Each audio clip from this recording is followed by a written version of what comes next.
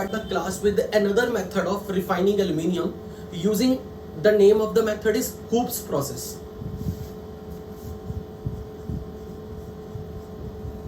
Hoops process to purify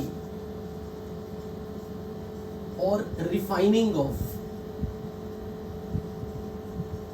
aluminium. ये कैसे करवाई जाती है अब हमने ये देखना।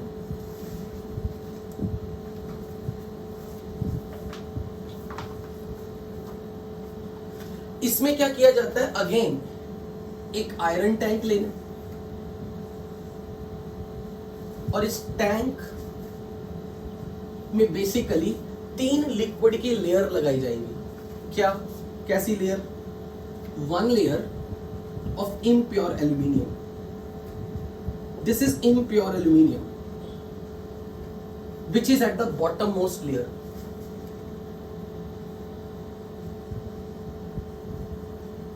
It acts as anode. Middle layer में इलेक्ट्रोलाइट डालना है. This is one layer, this is another layer.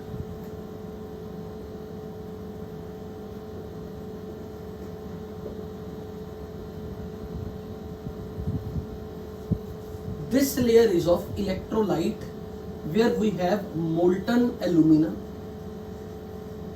with cryolite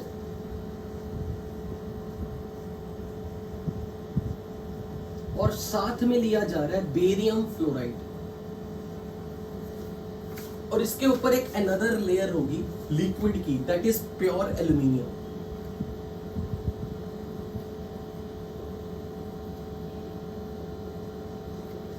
This is pure aluminium which act as a cathode.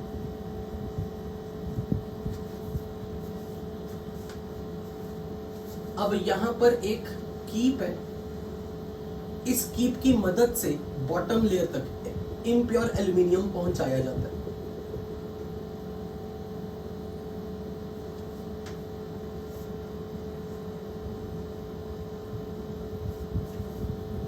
और यहां पर अपने पास इलेक्ट्रोड्स हैं.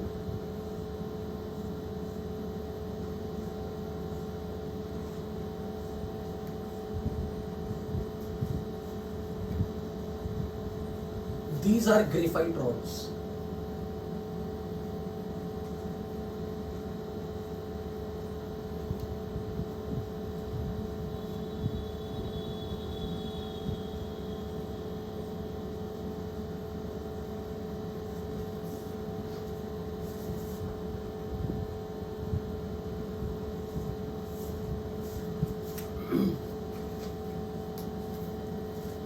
So again, this tank is of iron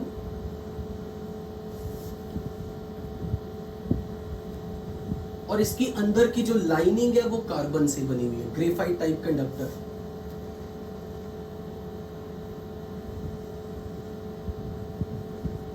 this is carbon lining.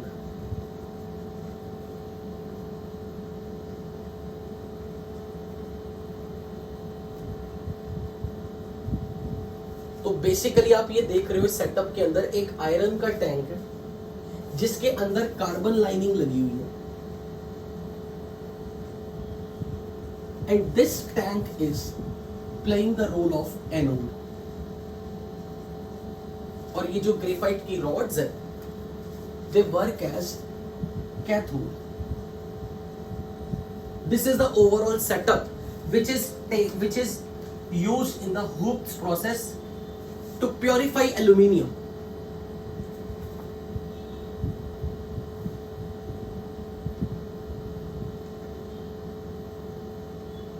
First draw it, then I will start explaining.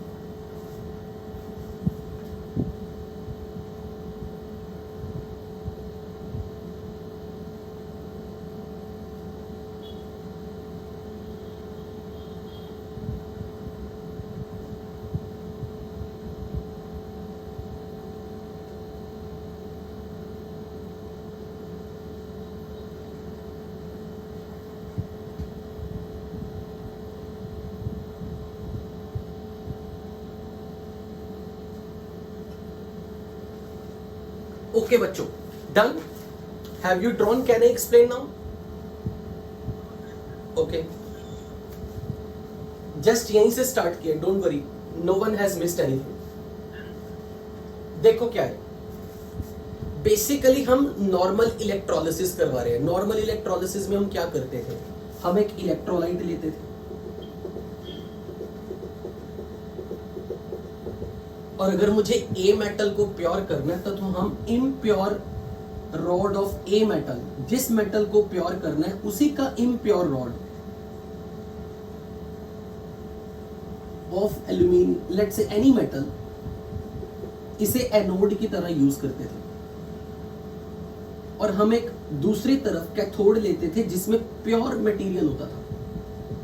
मतलब cathode is made up of pure metal जिसको purify करना है, और एनोड हम उस मटेरियल का लेते हैं जो कि इम्प्योर होता है। और बीच में हमने इलेक्ट्रोलाइट लिया जो एम का ही कोई सॉल्ट है मोल्टन फॉर्म में।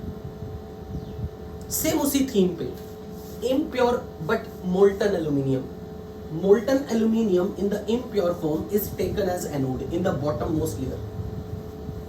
तो एक्चुअली एनोड का रोल एग्जैक्टली कौन प्ले करेगा? ये जो टॉप लेयर है ना, बॉटम लेयर की टॉप लेयर, ये जो टॉप लेयर है ये इलेक्ट्रोलाइट के कांटेक्ट में, तो aluminium at this top layer, bottom layer का टॉप सरफेस पर जो एल्यूमिनियम है वो एक्चुअली ऑक्सीडेशन यहां से होगी, यहां से, तो इम्प्योर एल्यूमिनियम की ऑक्सीडेशन होगी। तो एनोड पर एल्यूमिनियम गेट ऑक्सीडाइज्ड। तो जो एल्यूमिनियम आयंस बनेंगे they are getting enter into electrolyte form. वो इस सॉल्यूशन के अंदर डिफ्यूज कर रहे हैं aluminium ion, they are getting into this electrolyte layer. और जो एल्यूमिनियम आयंस इस लेयर के अंदर पहुंचेंगे उनको कैथोड पर जाके रिड्यूस होना पड़ेगा, और कैथोड मोल्टन मटेरियल है लेकिन प्योर एल्यूमिनियम का। लेकिन इलेक्ट्रोलिसिस में ट्रांसफर ऑफ इलेक्ट्रॉन के लिए कंडक्टर चाहिए, तो कंडक्टर का रोल कौन प्ले कर रही है? कार्बन लाइनिंग एट एनोड, ये ग्रेफाइट रॉड एट कैथोड। क्योंकि जब आप वायर से कनेक्ट करोगे, सर्किट कंप्लीट होने के लिए आउटर सर्किट वायर्स में इलेक्ट्रॉन का फ्लो चाहिए ना। अगर यहां पर इलेक्ट्रॉन का फ्लो ही नहीं होगा, आयंस के अकेले फ्लो करने से पूरे सर्किट में क्लोज लूप में करंट थोड़ा ना आएगा। तो वायर्स में तो करंट का फ्लो होना चाहिए, सॉल्यूशन के अंदर आयंस का फ्लो होना चाहिए, तभी क्लोज लूप में इलेक्ट्रोलिसिस होगा, तभी क्लोज लूप में करंट आएगा। करंट तो तभी है जब नेट चार्ज क्लोज लूप में मूव करे। तो electrons are being transferred from these graphite rods, electrons are being transferred from this carbon lining, so they are just playing the role of material to conduct electron in the outer circuit. but solution के अंदर current का flow जो हो रहा है वो aluminium ions के movement के कारण है, क्योंकि ions are responsible for conduction within the solution. तो एल्यूमिनियम की जब ऑक्सीडेशन होगी तो aluminium ions are entering into this layer, middle layer, और ये जो एल्यूमिनियम आयन जब यहां तक पहुंचेंगे, इस रीजन में जब पहुंचेंगे तो कैथोड पर उनकी रिडक्शन होगी, they get enter into the cathode layer. तो कैथोड के लिए एग्जैक्टली कौन रोल प्ले करे? Bottom part of the top layer, ये हिस्सा। इस टॉप लेयर का bottom part is actually working as cathode, जहां पर एल्यूमिनियम आयंस की रिडक्शन होगी, और एनोड का टॉप पार्ट जहां से एल्यूमिनियम आयंस एंटर करेंगे ऑक्सीडेशन के बाद, क्योंकि एनोड पर एल्यूमिनियम की ऑक्सीडेशन हो रही है, और कैथोड पर aluminium ions will undergo reduction. और जो प्योर एल्यूमिनियम बनेगा वो कैथोड वाली लेयर में, टॉप लेयर में बनेगा। तो इस टॉप लेयर की थिकनेस, इस टॉप लेयर की हाइट बढ़ती जाएगी, क्योंकि इसमें एल्यूमिनियम का मास ऐड हो रहा है। तो फिर हम टाइम टू टाइम, यहां पर एक टैप है, साइड टैप, इससे एल्यूमिनियम निकलवा लेंगे। जब तक इलेक्ट्रोलिसिस रन करवा रहे हो ये टैप क्लोज है, जैसे इसकी थिकनेस एक सर्टेन लेवल तक पहुंच गई, बढ़ गई इस लिक्विड की, तो उसमें से एल्यूमिनियम बाहर निकाल देंगे। तो एल्यूमिनियम की ऑक्सीडेशन हो रही है और जो एल्यूमिनियम आयंस बन रहे हैं वो बॉटम लेयर के टॉप सरफेस से they are getting enter into the middle layer of electrolyte, और जो एल्यूमिनियम आयन ट्रैवल करके इस लेयर तक सरफेस तक पहुंचेंगे, यानी कि बॉटम लेयर का टॉप लेयर का बॉटम सरफेस, वहां पर aluminium ion they will receive electron from these rods, क्योंकि रॉड्स पर तो इलेक्ट्रॉन आ रहे हैं कैथोड वाली रॉड, तो एल्यूमिनियम आयन इस रॉड पे जाके डिस्चार्ज होगा। अब क्वेश्चन ये आता है कि आप ये कैसे इंश्योर करोगे कि ये तीन लिक्विड की लेयर आपस में मिक्स ना हो जाए, और कैसे इंश्योर करोगे कि इम्प्योर एल्यूमिनियम बॉटम पे हो, फिर मिडल में इलेक्ट्रोलाइट हो, फिर टॉप पे प्योर एल्यूमिनियम हो, ये आप कंट्रोल कैसे करोगे? इसके लिए नहीं, इसके लिए क्या किया जा रहा है, इम्प्योर एल्यूमिनियम में इंटेंशनली डेलिबरेटली इसमें कॉपर ऐड किया जाता है, क्योंकि कॉपर की डेंसिटी ज्यादा होने के कारण ये लेयर जो है ये डेंस हो जाएगी, ताकि ये बॉटम में ही रहे, ये फ्लोट ना करे। अगर कोई पूछे कि कॉपर की एडिशन डेलिबरेटली क्यों की गई, तो हम कहेंगे ताकि डेंसिटी का, इस लेयर की डेंसिटी सबसे ज्यादा रहे। पर कॉपर ही क्यों चूज किया? इसलिए क्योंकि जो एनोड पे होगा उसकी ऑक्सीडेशन भी होगी, और हमें मालूम है कि एल्यूमिनियम और कॉपर में कॉपर का रिडक्शन पोटेंशियल पॉजिटिव है, तो कॉपर की ऑक्सीडाइज होने की टेंडेंसी मिनिमम है। तो स्पेसिफिकली एल्यूमिनियम का ही ऑक्सीडेशन हो, ताकि एल्यूमिनियम आयंस ही कैथोड पे जाके रिड्यूस हो। क्योंकि अगर आपने कोई ऐसी मेटल ले ली जिस मेटल की डेंसिटी भले ज्यादा हो पर उस मेटल का ऑक्सीडेशन पोटेंशियल ज्यादा हुआ, तो वो मेटल अगर ऑक्सीडाइज हो गई तो वो भी फिर यहाँ पर इस लेयर में उसकी प्रेजेंस तो रहेगी। हम चाहते हैं कि वो मेटल न्यूट्रल फॉर्म में इस लेयर में पड़ी रहे और उसकी ऑक्सीडेशन ना हो, ताकि वो एल्यूमिनियम के साथ कंपीट ना करे। इसलिए deliberately copper is added. So addition of copper is to maintain the density. So at anode copper is added to maintain high density of impure aluminium, and since SOP, oxidation potential of copper ion, copper is less than aluminium, it will not get oxidized at anode. This is important point. दूसरी चीज, हमने ये कहा था पिछली class में कि alumina का मेल्टिंग पॉइंट बहुत ज्यादा होता है, इसलिए प्योर एल्यूमिना को आप इलेक्ट्रोलाइट नहीं लोगे। इसके मेल्टिंग पॉइंट को कम करने के लिए पिछली क्लास में हॉल हेरोल्ड प्रोसेस में क्रायोलाइट का रोल आपने देख लिया था। It acts as a solvent for dissolving this. It is ionic. It will split into ions and it will make this electrolyte layer good conductor. पर ये कैसे इंश्योर करें कि इन दोनों का मिक्सचर मिडल में रहे? उसके लिए हम कैल्शियम फ्लोराइड की बजाय बेरियम फ्लोराइड ऐड कर रहे हैं, क्योंकि इसे डालने से ये बॉटम लेयर में आ जाता है। अगर मैंने कैल्शियम फ्लोराइड डाला अब की बार पिछली हॉल हेरोल्ड की तरह, फिर ये सिंक करता है। तो बेसिकली पॉइंट ये है, फिर ये फ्लोट करता है, क्योंकि इसकी डेंसिटी कम है तो फिर ये ऊपर की तरफ आ जाता है। तो डेंसिटी को बढ़ाने के लिए हमने कैल्शियम फ्लोराइड से बेरियम फ्लोराइड यूज किया, ताकि ये मिडल लेयर में रह जाए। सो एज एन इलेक्ट्रोलाइट,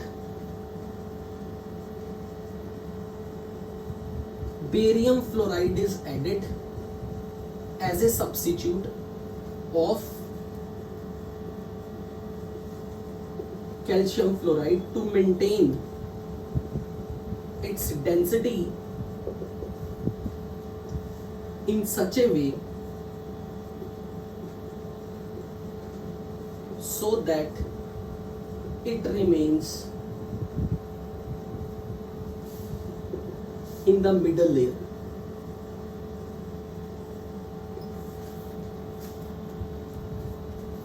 और प्योर एल्यूमिनियम को हम चाहते हैं कि उस प्योर एल्यूमिनियम, क्योंकि इसमें तो बहुत सारे मटेरियल आ गए ना, खूब सारा मटेरियल डाल दिया तो इस सॉल्यूशन की डेंसिटी प्योर एल्यूमिनियम से तो डेफिनेटली ज्यादा ही है।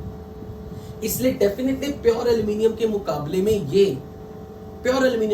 में ये हमेशा लोअर पार्ट में ही आएगा, क्योंकि इसके अंदर खूब सारा मटेरियल जमा, खूब सारे केमिकल ऐड है। बट इम्प्योर एल्यूमिनियम को मैक्सिमम डेंस बनाने के लिए हम कॉपर एडिशनली ऐड करते हैं। बट होना नॉर्मल प्रोसेस में क्या है, एल्यूमिनियम की ऑक्सीडेशन, कॉपर की अब ऑक्सीडेशन नहीं हो पाएगी क्योंकि कॉपर का SOP is very low. Cathode पर जो एल्यूमिनियम आयन माइग्रेट करेगा इस लेयर में, वो इस रॉड के कांटेक्ट में आके डिस्चार्ज हो जाएगा। और इम्प्योर एल्यूमिनियम को कैसे डालना है, एक फनल के थ्रू डालना है। तो फिर यहां से जो एल्यूमिनियम कलेक्ट होगा उसकी लेयर टाइम टू टाइम बढ़ेगी, थिकनेस, उसको हम निकालते रहेंगे। So this is how pure aluminium is obtained in hoops process. इस पूरा जो आपने ये डिस्कशन समझा, it is not very important from exam point of view, but ये जो नाम है ना वो आपको पता होने चाहिए कि hall Harold process,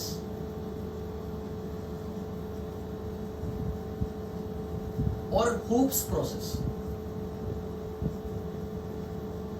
they are the two techniques to purify, to refine aluminium. These are the two techniques to refine aluminium. यहां तक किसी को कोई डाउट?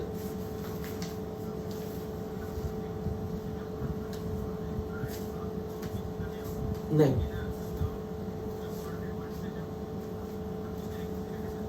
टच में रहेंगे, कुछ नहीं फर्क पड़ रहा।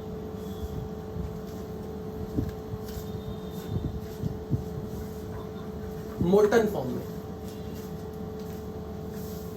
फिर उसे allow it to cool at room temperature, फिर आपको सॉलिड फॉर्म में मिल ही जाएगा।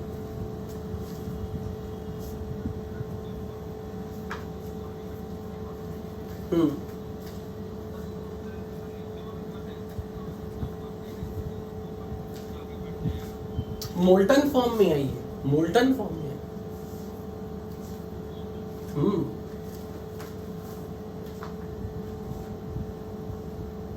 कॉपर मोल्टन फॉर्म में लिया।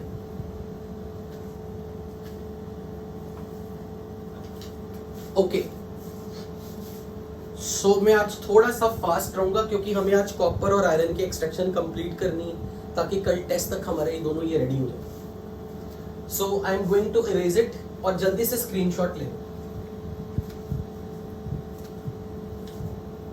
Can I erase now?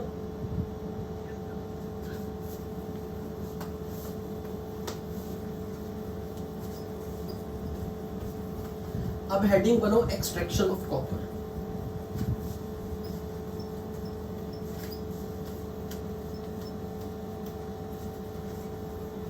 सबसे ज्यादा इंपॉर्टेंट एक्सट्रैक्शन तीन ही है, कॉपर, एल्यूमिनियम और आयरन।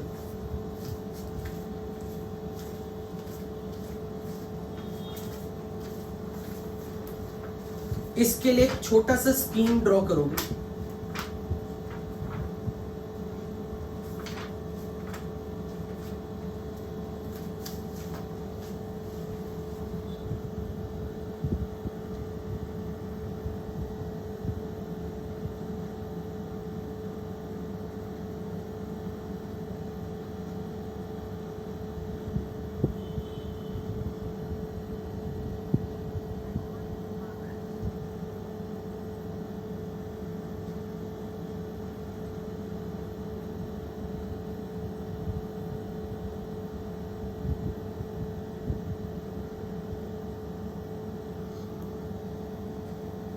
वॉल्यूम आ रहा है ना सबको?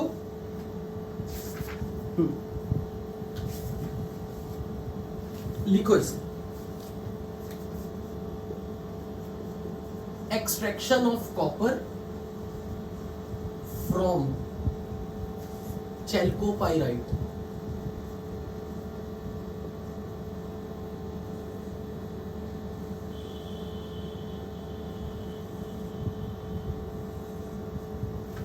स्टेप्स लिखो इसके,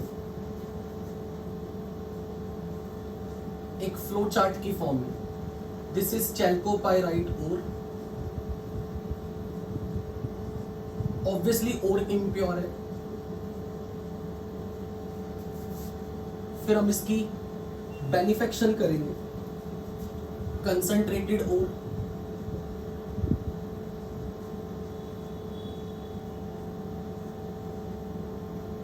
bye froth flotation method.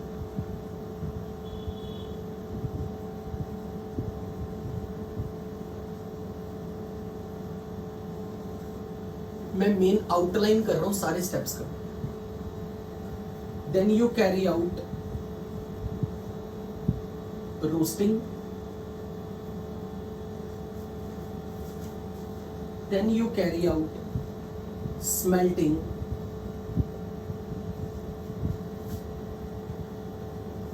and then besmerization,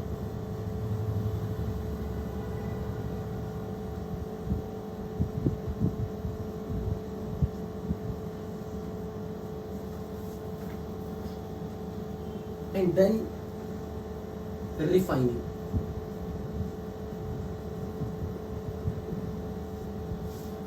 Just note down.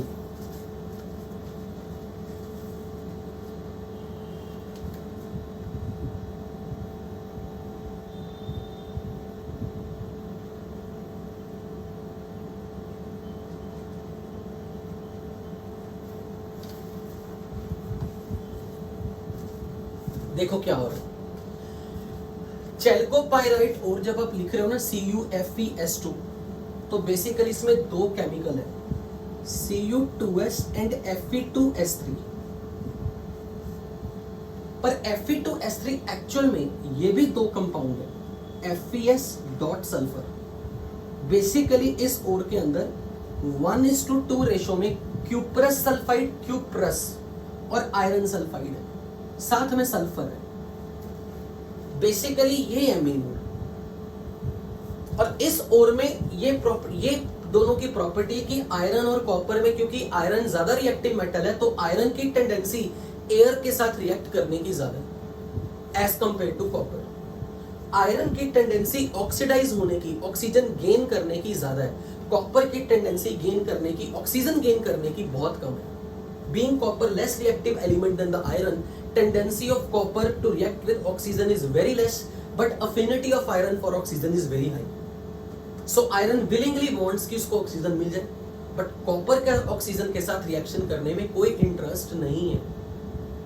But हम ये चाहते हैं कि किसी तरह क्यूप्रस सल्फाइड से क्यूप्रस ऑक्साइड बन जाए, क्योंकि कभी भी ओर को जब तक ऑक्साइड फॉर्म में नहीं लाओगे आप उसको रिड्यूस कैसे करोगे। बट प्रॉब्लम ये कि कॉपर ऑक्साइड बनाना नहीं चाहता, पर हमें करवाना है ये काम। तो सिंपल पहला स्टेप है कि ओर इम्प्योर अगर ओर है उसको सबसे पहले फ्रोथ फ्लोटेशन करके प्योरीफाई कर लो, क्योंकि सल्फाइड ओर है तो डेफिनेटली फ्रोथ के अंदर सल्फाइड पार्टिकल्स आ जाएंगे, impurity will remain in the water.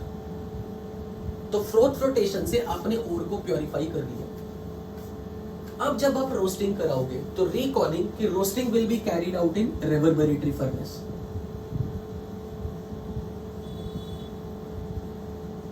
और रोस्टिंग हो या कैल्सिनेशन हो, वो हमेशा रिवर्बरेटरी फर्नेस में करवाई जाती है, जहां टेम्परेचर इतना रखा जाता है कि ओर को मेल्ट होने नहीं दिया जाता। ओर के मेल्टिंग पॉइंट जितना हाई टेम्परेचर हम उसे प्रोवाइड नहीं करते रिवर्बरेटरी फर्नेस में।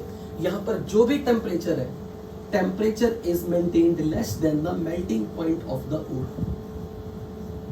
पर रोस्टिंग की डेफिनेशन ये है कि heating the ore in excess of oxygen. तो यहाँ पर क्या क्या स्टेप्स होंगे, क्या क्या रिएक्शंस होंगी इस कॉलम में। बेसिकली इस एक्सट्रैक्शन में ये पूछा जाता है, जब रोस्टिंग करवाते हो कौन कौन से रिएक्शन होते हैं, जब स्मेल्टिंग कराते हो कौन कौन से रिएक्शन होते हैं। तो रोस्टिंग के दौरान क्या क्या होगा। ड्यूरिंग रोस्टिंग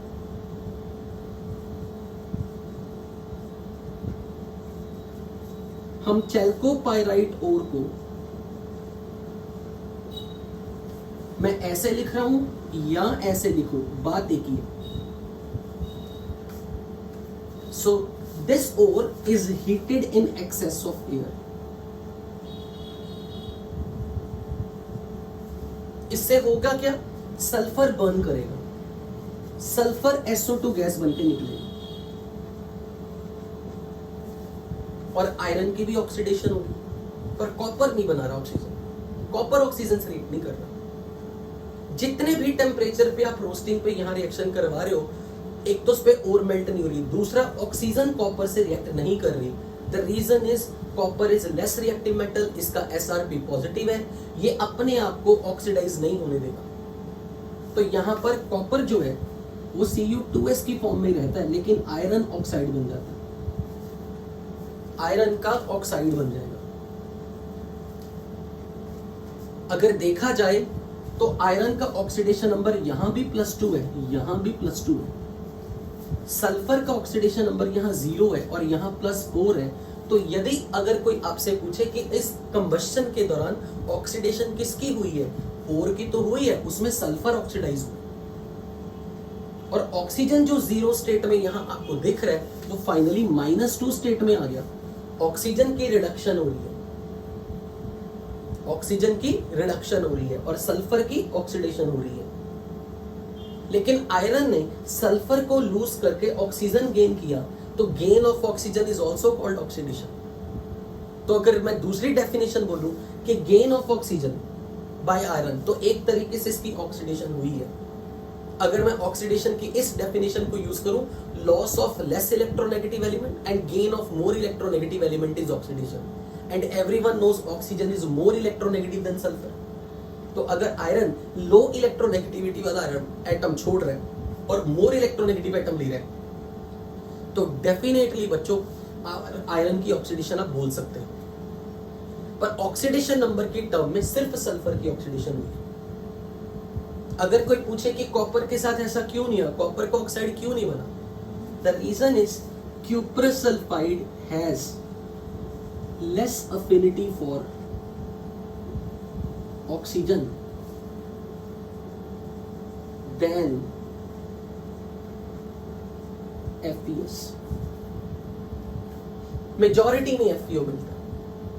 मैंने आपको पिछली क्लास में ये समझाया भी था कि एक्सट्रैक्शन के टाइम पर कभी भी सारे स्टेप 100% एफिशिएंटली नहीं होते, इसलिए मैं आपको ये समझा रहा हूं कि सारे का सारा FeS FeO में नहीं आया। मेजॉरिटी में अगर 90-95% आ गया तो 2-4% FeS अभी भी प्रेजेंट रहेगा। इसलिए ये नहीं है कि सारे का सारा FeO बन गया आपके पास, कुछ ना कुछ FeS की इंप्योरिटी रह ही जाती है। पहले नोट करो यहां। तो अगर कोई आपसे ये पूछे कि भाई रोस्टिंग में आपके पास क्या क्या प्रेजेंट है, मैं कहूंगा रोस्टिंग करने के बाद हमें एक तो Cu2S मिला हुआ है, FeO मिला हुआ है और FeS मिला हुआ है। ये चीजें हमें मिल गई। अब हमें इसे हटाना है, बट डेफिनेटली ये थोड़ी मात्रा में या ज्यादा मात्रा में। अब हमने इसे हटाना है। ये मेटल ऑक्साइड की इंप्योरिटी है, तो ये बेस है। तो अब मैं स्मेल्टिंग करवाऊंगा। स्मेल्टिंग में मैं क्या क्या ऐड करूंगा, ये वाला पार्ट बचा हुआ और का part, Cu2S, FeS and FeO, पर साथ में डाला जाएगा कोक एंड फ्लक्स के तौर पे सिलिका। मैंने फ्लक्स के फॉर्म में सिलिका ही क्यों लिया, क्योंकि मेरी मेटल की इंप्योरिटी है बेसिक, तो non metal oxide acidic flux use करनी। तो अब अगर कोई आपसे पूछे स्मेल्टिंग के दौरान क्या क्या रिएक्शन होगी, ड्यूरिंग स्मेल्टिंग क्या क्या होगा हमारे पास Cu2S का कंबशन होगा। मेन रिएक्शन FeO की SiO2 के साथ होगी और बचा हुआ FeS ऑक्सीडाइज होगा। फिर से ध्यान से सुनो, स्मेल्टिंग जब भी करवाई जाती है, it is carried out at high temperature in blast furnace. Blast furnace में स्मेल्टिंग करवानी है। ब्लास्ट फर्नेस में जब मैं स्मेल्टिंग करवा रहा हूं तो हाई टेम्परेचर है, रोस्टिंग से कहीं ज्यादा, और यहां एक्सेस ऑफ ऑक्सीजन पास किया जाता है, एक्सेस। इसलिए Cu2S का थोड़ा बहुत हिस्सा Cu2O में कन्वर्ट हो जाता है और SO2 गैस बनती है, क्योंकि सल्फर ऑक्सीडाइज होता है। पर इसका थोड़ा बहुत हिस्सा Cu2 में आएगा, ज्यादा नहीं। लेकिन FeO स्लैग बना लेगा। मेजॉरिटी में आपको स्लैग मिलेगी। बचा हुआ थोड़ा बहुत FeS जो यहां से थोड़ा बच गया था, ये भी एयर में रिएक्ट करके ऑक्सीडाइज होगा।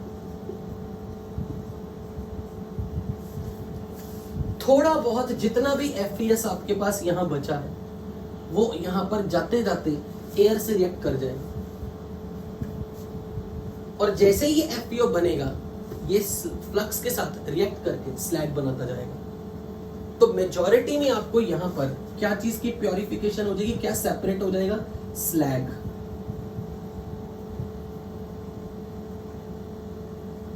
स्लैग सेपरेट हो गई, मतलब स्लैग बन चुकी है, ये मेन प्रोडक्ट अपना। अब स्लैग तो फ्लोट करेगी ऊपर, तो उसके नीचे वाली लेयर में, स्लैग तो ऊपर के लेयर में फ्लोट करेगी, उसके नीचे मोल्टन फॉर्म में मेरे पास क्या क्या है, थोड़ा बहुत Cu2, थोड़ा बहुत Cu2, मेजॉरिटी में Cu2S, और बहुत बहुत कम मात्रा में FeS भी है। तो अगर कोई आपसे ये पूछे कि आपने रोस्टिंग से स्मेल्टिंग में फायदा क्या उठाया, मैं कहूंगा मेन हमारा ये स्लैग बन गया, ये इंप्यूरिटी थी मेन, ये इंप्यूरिटी स्लैग की फॉर्म में निकल जाएगी। FeS का बहुत काफी हद तक मात्रा कम हो चुकी है, क्योंकि FeS को FeO में कन्वर्ट करा के हमने स्लैग बनवा दिया। तो थोड़ा बहुत ट्रेस अमाउंट में FeS बनेगा। तो यहां तक आते आते जब आप स्मेल्टिंग से निकालते हो, आपके पास नेक्स्ट स्टेप में मिक्सचर में Cu2S, Cu2O और थोड़ा बहुत FeS माइनर बचा रह जाता। अब बेस्मराइजेशन एक नई फर्नेस है, उसमें हम हाई टेम्परेचर पे ऑक्सीजन डाल के हीट करते, एयर पास की जाती है, यहां जाके हमें कॉपर मिलेगा। क्योंकि इस बेस्मर कन्वर्टर वाले फ्लास्क में या बेस्मर कन्वर्टर वाले कंटेनर के अंदर, इन द बेस्मर कन्वर्टर,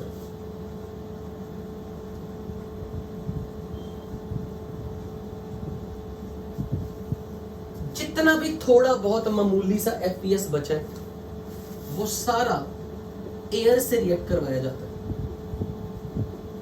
FeO और SO2 बन जाता है, और बनने वाले FeO को सिलिका के साथ रिएक्शन करवा दी जाती और ये स्लैग बना देता है। अब आप पूछोगे कि ये सिलिका कहां से आई, जिस बर्तन के अंदर ये करवाया जा रहा है उसकी अंदर की लाइनिंग सिलिका से। बेस्मर कन्वर्टर एक ऐसी फ्लास्क है जिसकी इंटरनल बॉडी की जो लाइनिंग होती है वो सिलिका की होती है, वो सिलिका FeO से रिएक्ट करके इसे स्लैग बनाएगी।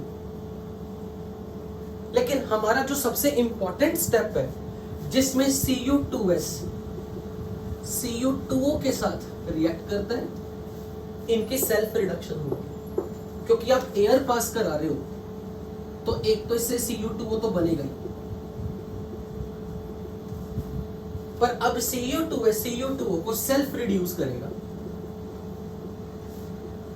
और ये बनाएगा कॉपर एंड SO2। बेसिकली आपको ये पता होना चाहिए कि बेस्मर कन्वर्टर के अंदर जाके, इस स्टेप में जाके आपको यहां कॉपर मोल्टन फॉर्म में मिलता है, पर इस कॉपर के अंदर छाले पड़े हुए हैं। वो छाले किसके कारण है, SO2 गैस जब निकलती है बबल्स बनाती जाती है। तो एक मोल्टन लिक्विड में से जब गैस निकले उसमें बबल्स बनते हैं, तो जब आप कॉपर बाहर निकालते हो मिक्सचर में से, या आपको लिक्विड की फॉर्म में कुछ ऐसी शेप में मिले, इसके अंदर ऐसे ऐसे क्रिस्टल, मतलब इस तरह के स्ट्रक्चर्स मिलते हैं। क्योंकि जहां से SO2 लिक्विड में से निकलती है वहां एक बर्न बन जाता है, जैसे फोड़ा या फिंसी type. I should use the word scar बोलूं, में भी ब्लिस्टर समझते हो, बर्न्स, जब किसी की स्किन के ऊपर जब गरम गरम पानी गिर जाता है कुछ दिनों बाद उसमें छाले आ जाते हैं। तो जहां से वो छाले बने वहां से बेसिकली गैस निकली है लिक्विड के सरफेस में से। तो मोल्टन लिक्विड में से जहां से गैस निकलती है वहां एक स्वोलन पार्ट मटेरियल बन जाता है। इसलिए यहां वाला जो कॉपर आपको मिलता है इसको कहते हैं ब्लिस्टर कॉपर। ये लगभग 95% प्योर होगा, 95% प्योर।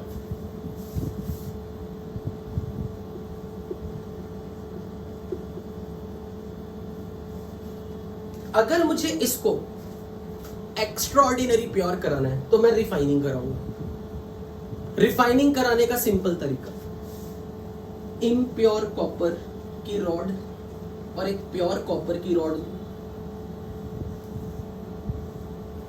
और यहां इलेक्ट्रोलाइट के तौर पे सपोज कॉपर सल्फेट का सॉल्यूशन लीजिए। Copper sulphate is acting as an electrolyte, this is impure copper, this is pure copper and you supply the current। तो एनोड पे इम्प्योर कॉपर की ऑक्सीडेशन होगी और इसके अंदर जो इंप्यूरिटीज है वो सारी आयंस बन के आएंगे नीचे। और अगर आपके कॉपर में सिल्वर या गोल्ड की इंप्यूरिटी होगी तो वो ऑक्सीडाइज नहीं होगी, वो एनोड मड की फॉर्म में नीचे बैठ जाएगी, क्योंकि silver gold are inert as compare to copper. तो अगर सिल्वर गोल्ड की इंप्यूरिटी है वो एनोड वाली मटेरियल में नीचे गोल्ड और सिल्वर सेटल डाउन हो जाएंगे। लेकिन अगर कोई इंप्यूरिटी मोर रिएक्टिव मेटल की है, जैसे कि थोड़ा बहुत आयरन तो आएगा ही, क्योंकि शुरू से आयरन चल रहा है, तो आयरन ऑक्सीडाइज हो जाएगा।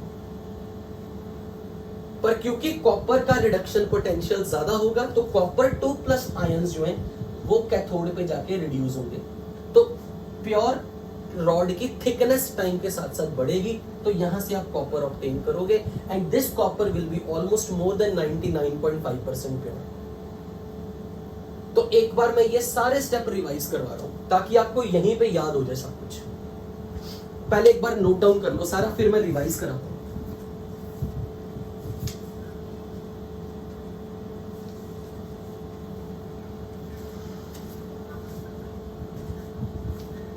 एक्स्ट्रा डालना पड़ता है क्योंकि वो सफिशिएंट नहीं है कि उसे स्लैग बनाने में हो। हमने जो रेत डाली है वो एडिशनली डाली है फ्लक्स, ताकि एफपीओ को अच्छी खासी मात्रा में हम स्लैग की फॉर्म में लिए।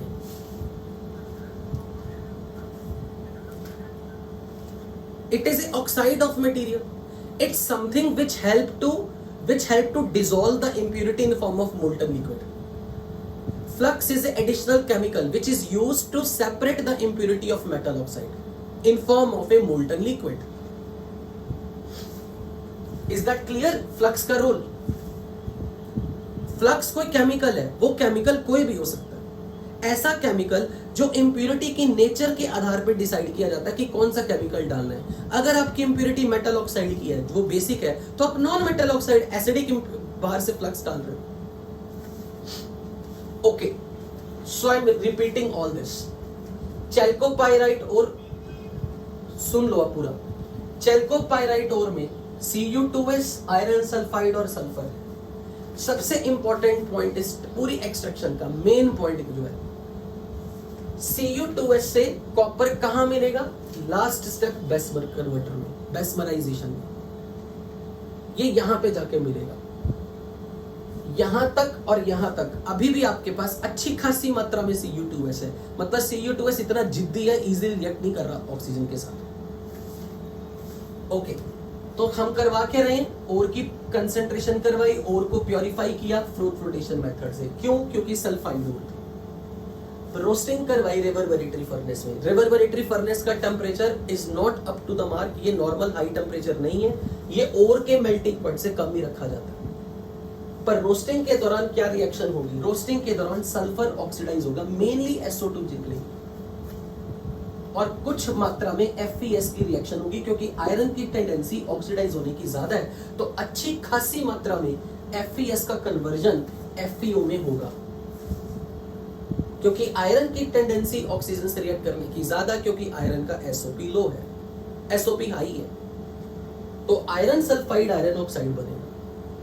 लेकिन मेजॉरिटी में Cu2S एज इट इज रह जाएगा। अब हमारा काम था कि इस FeO को निकालना है।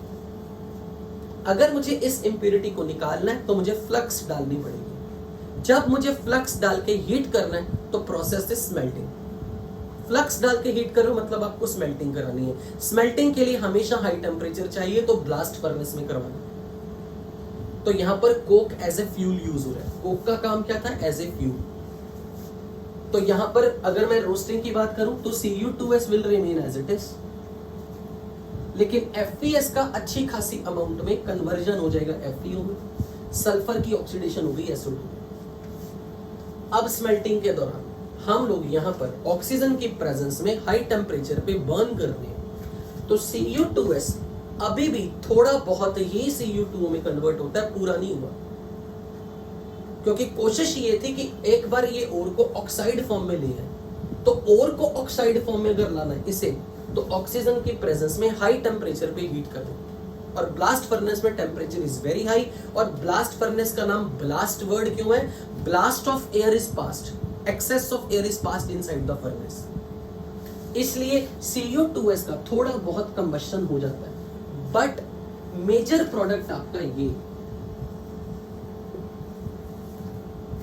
तो जो FeS आपके पास यहां से भी बचा हुआ आ गया था, उसको ऑक्साइड में कन्वर्ट किया, और बेसिकली मेन काम है कि इससे स्लैग बनवाना। This is the most major product, most major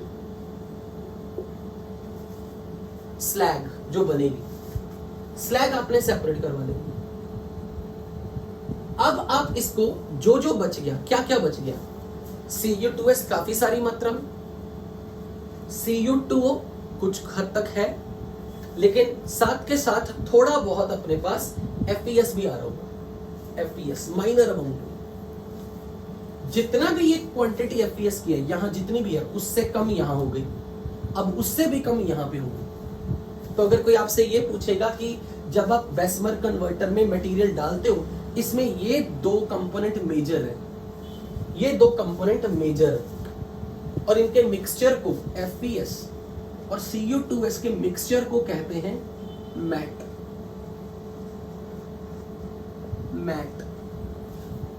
mat is added in the Bessemer converter. मैं अभी इसके बारे में बताऊंगा बेसमर कन्वर्टर एक्चुअली होता कैसा, दिखता कैसे।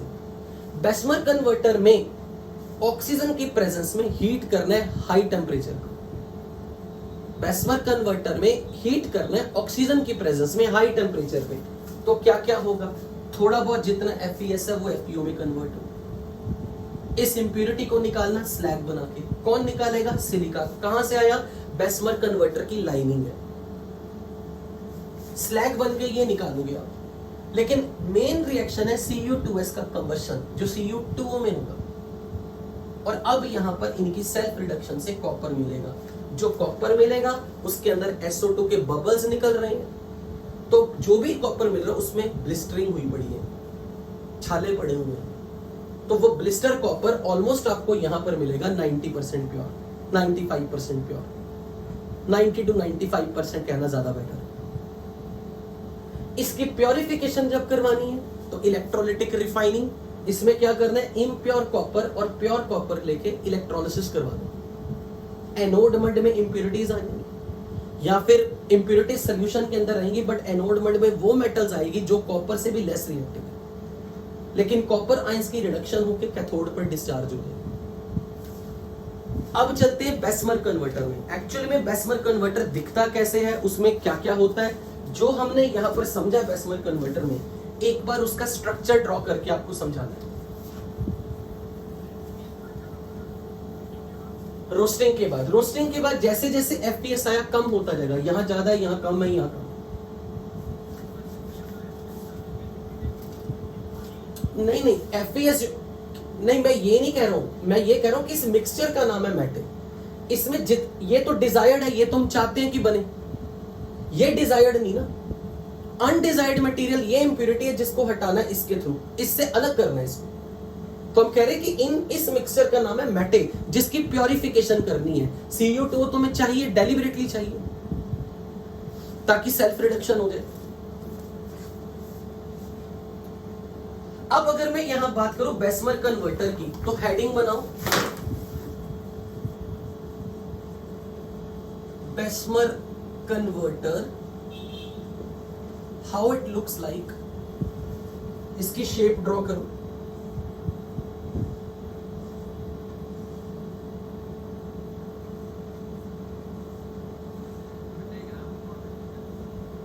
बोर्ड एग्जाम्स के लिए।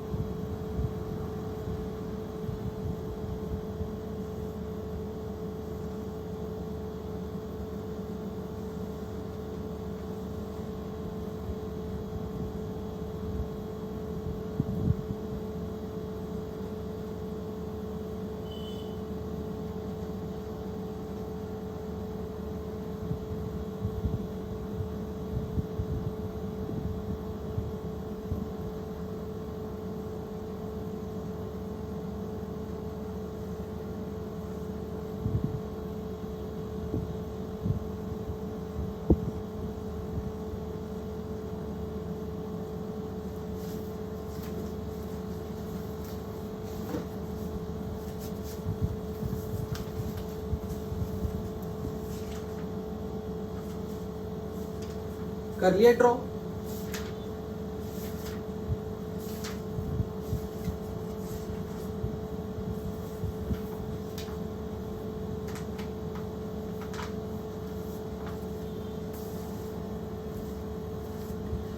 बेस्मर कन्वर्टर में जब आपने ये मेटल डाल दिया ना मोल्टन फॉर्म में, ये सारा मटेरियल आपने यहां डाल दिया, दिस इज मोल्टन मेटल। इसमें मेन चीजें जो काम की चीज है जिससे हमें और लेना वो तो ये Cu2S है। मैं चाहता हूं कि ये इसमें कन्वर्ट हो जाए, बट ये अनडिजायर्ड मटेरियल है, ये नहीं हमें चाहिए। इसलिए इस ये जो पूरा टब दिख रहा है ना, ये टब शेप्ड स्ट्रक्चर, इसके अंदर की ये जो लाइनिंग है, ये लाइनिंग सिलिका से हुई पड़ी है।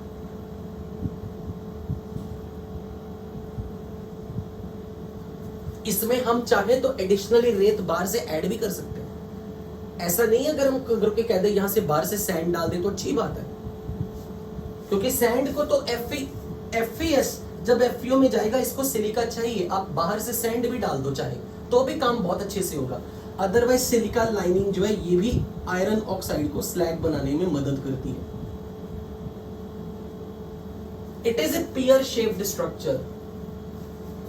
और ये जो रॉड है ना, ये जो रॉड मैंने यहां दिखाई है, ये हॉरिजॉन्टल फॉर्म में इसे घुमाया जाता है, यानी कि ये जो टैंक है ना ये ऐसे घूमता है हॉरिजॉन्टल एक्सिस में, ताकि इसके अंदर का मोल्टन मटेरियल अच्छे से मिक्स हो जाए।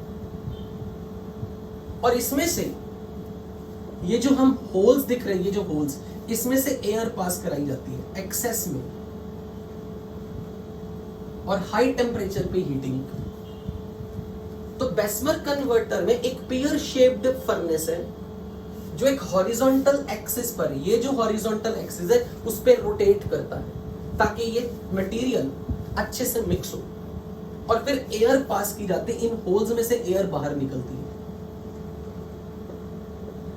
And that air help to oxidize FeS into FeO। और बनने वाले FeO को सैंड डाल के या सिलिका लाइन की मदद से आप स्लैग की फॉर्म में ले लोगे। पर क्योंकि एयर एक्सेस में डाली जा रही है तो Cu2S का कंबशन काफी अच्छी खासी मात्रा में Cu2 में होगा, और फिर ये दोनों आपस में रिड्यूस करके कॉपर बनाएंगे। पर ये कॉपर मोल्टन फॉर्म में मिलेगा। अगर ये कॉपर मोल्टन फॉर्म में और साथ में स्लैग है, who will float on the surface of हुम? अगर ये मोल्टन फॉर्म में स्लैग मिला और साथ में मोल्टन कॉपर मिला तो कौन किसको ढक देगा, कौन तैरेगा? Slag will float. स्लैग की डेंसिटी मोल्टन मेटल से कम होती है तो ये फ्लोट करेगा कॉपर के सल्फर में। तो हम स्लैग को अलग निकाल देंगे, यहां से मोल्टन मटेरियल का जो है मटेरियल, इसका एक आउटलेट है यहाँ पे, यहां से आप कॉपर निकाल सकते हो अलग से। तो कॉपर एक बार मोल्टन फॉर्म में मिल गया, अब आपको उसकी रिफाइनिंग करनी है, उसकी प्योरिफिकेशन करनी है। आई थिंक एवरीथिंग क्लियर, कोई डाउट? अब एक क्वेश्चन यहां पर इंपॉर्टेंट रह जाता है, कोक डालने का पर्पस क्या था? Coke act as only fuel.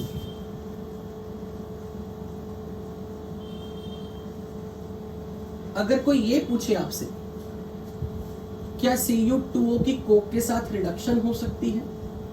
Not possible, क्योंकि एलिंगम डायग्राम में कॉपर की लाइन कोक से हमेशा ऊपर रह जाती है।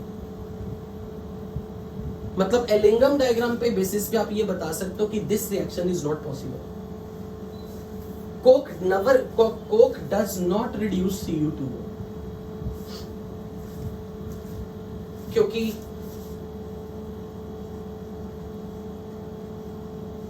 this reaction is not spontaneous.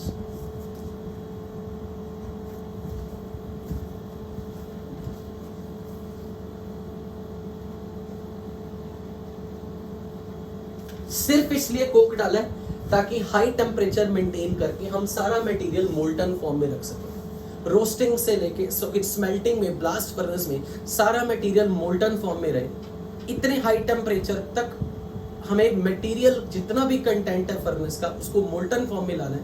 We need very high temperature, so we use coke merely as a fuel. Otherwise coke का कॉपर ऑक्साइड के साथ कोई रिएक्शन नहीं होने वाला। It doesn't act as a reducing agent.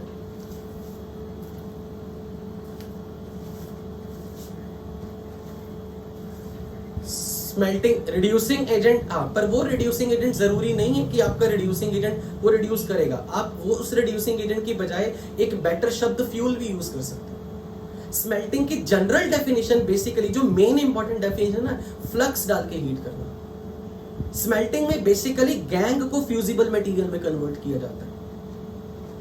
Reducing agent जरूरी नहीं कि हर बार उसका काम आएगा ही आएगा। हम जनरल डेफिनेशन बोल देते हैं, रिड्यूसिंग एजेंट, फ्लक्स और ओर को डाल के हीट करना। क्योंकि स्मेल्टिंग कराते वक्त जब आपने हाई टेम्परेचर करना ही है तो आप रिड्यूसिंग एजेंट के लिए अलग कंटेनर या अलग फ्लास्क थोड़ा ना लेने वाले हो, एक ही स्टेप में सब कुछ करो ना। तो स्मेल्टिंग की जो डेफिनेशन भले वैसी है, बट इस पर्टिकुलर कॉन्टेक्स्ट में आप ये नहीं कहोगे कि वो स्मेल्टिंग स्टेप नहीं था। अगर आपका गैंग सिलिका ने निकाल दिया, FeO को स्लैग बना के निकाल दिया, स्मेल्टिंग तो हो गई। नाम बेसिकली जब स्मेल्टिंग, बेसिकली वो मेल्टिंग का मेन पार्ट है। Now I am going to teach you the last part, extraction of iron. Iron की एक्सट्रैक्शन इज वेरी इंपॉर्टेंट। कुछ कॉपर की एक्सट्रैक्शन के रिगार्डिंग डाउट है तो पूछ लो। कॉपर की एक्सट्रैक्शन के रिगार्डिंग कोई डाउट है?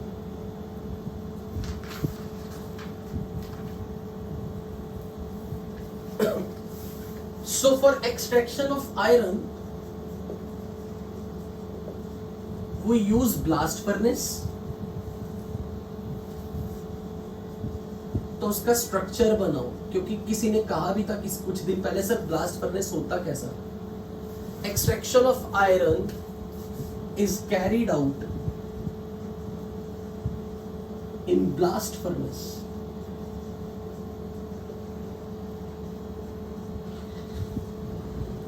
But how blast furnace looks like? Blast furnace looks like this.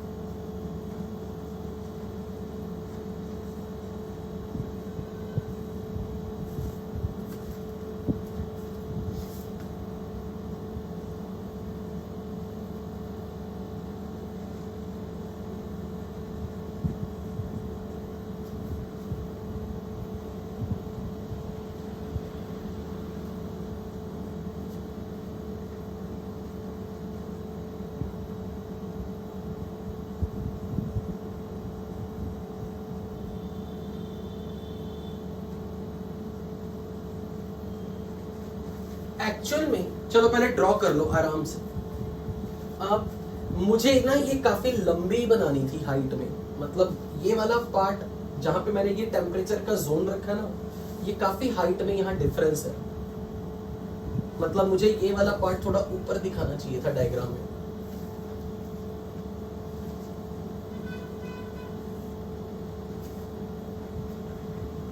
हाँ बिल्कुल।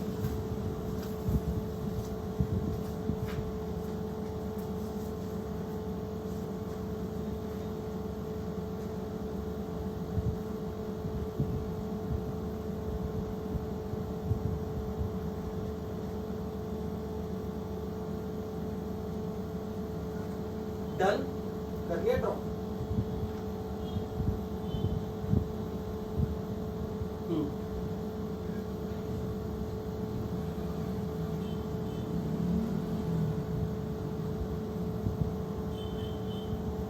मेरी ड्राइंग बिल्कुल भी नहीं अच्छी, ये तो मक्खन लगा रहे हो बिल्कुल। ड्राइंग ड्राइंग गर्ल्स, अभी आएगा आंसर, अभी आएगा इसमें answer. You will definitely get answer कि मैंने लिमोनाइट क्यों नहीं लिया, मैग्नेटाइट क्यों नहीं लिया।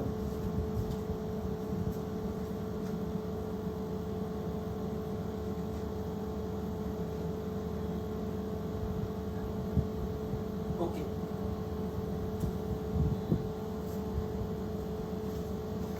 अब इस सारी एक्सट्रैक्शन का मेन सारा समझने वाला पार्ट है ब्लास्ट फर्नेस के अंदर की जो टेम्परेचर की रेंज है। यहाँ पर मेन 4 रीजन है अलग अलग टेम्परेचर वाले, पर ये मान के चलना मैंने सिर्फ ये ड्राइंग बनाई, बट ये बहुत टॉल बिल्डिंग है, बहुत हाइट वाली, मतलब इसके और इसके बीच में बहुत, it's very large heighted material structure. पहली बात तो रिवर्बरेटरी फर्नेस अगर आपको याद हो कभी ड्रॉ करवाई थी क्लास में मैंने, तो वहां से अब यहां से ये फर्क है कि इस फर्नेस में कोन टाइप स्ट्रक्चर है, और इसके ये जो नीचे वाले डोर्स हैं यहां से हॉट एयर पास की जाती है, a blast of hot air is passed, that's why blast furnace. इसमें क्या हो रहा है, जब आप यहां से हॉट एयर पास करोगे ना, यहां पे हम फ्यूल का कंबशन करा रहे हैं नीचे वाले हिस्से में, और बहुत बहुत हाई टेम्परेचर में। इसलिए जैसे जैसे आप इस कंबशन के वाले जोन से ऊपर जाते हो टेम्परेचर घटते जाते हो। बेसिकली जैसे बॉटम पे आग लगी हुई है, ऊपर जाते जाओगे हीट आपको कम फील होगी, मतलब टेम्परेचर कम होता जाएगा। तो सबसे मेन चीज है कि आपको ये 4 टेम्परेचर की रेंज पता होनी चाहिए। अब इसमें क्या किया जा रहा है, हमारी जो मेन ओर है वो है Fe2 हेमेटाइट। ऐसा नहीं है कि आप मैग्नेटाइट नहीं ले सकते, आप ये ले सकते हो, मैग्नेटाइट ले सकते हो, लिमोनाइट ले सकते हो।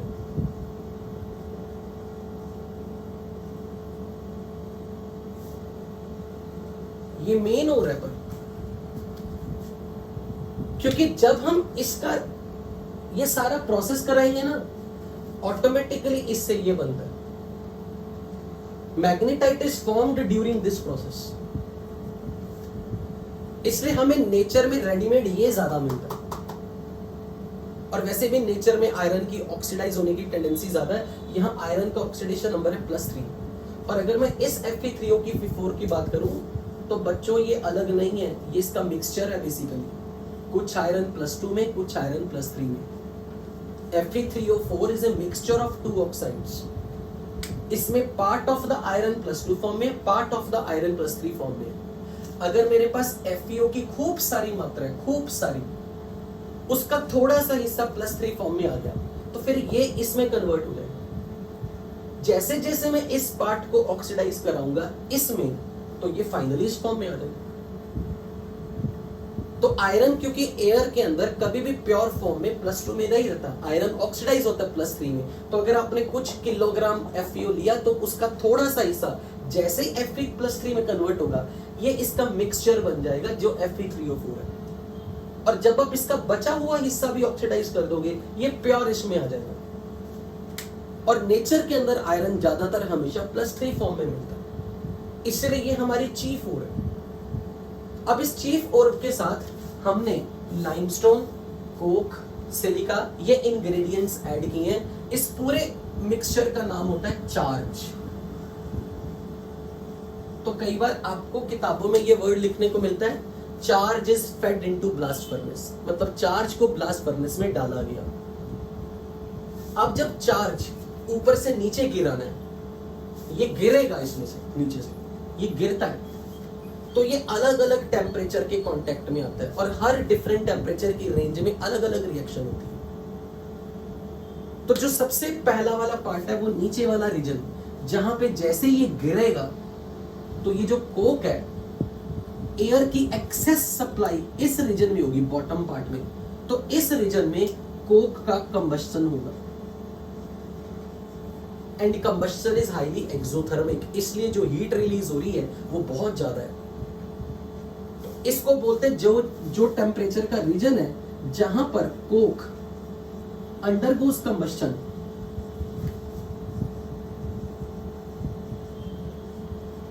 Eight 2000 to 2200 Kelvin region is called zone of combustion।